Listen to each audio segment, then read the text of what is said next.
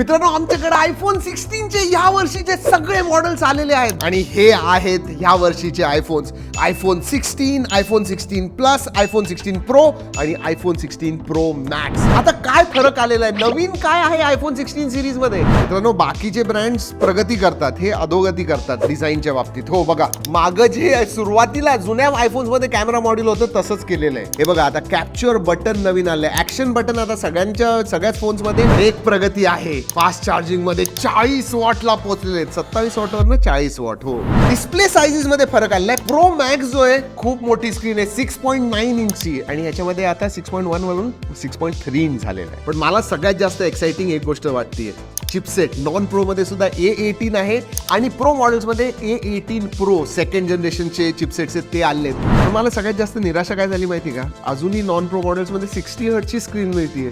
काय आहे?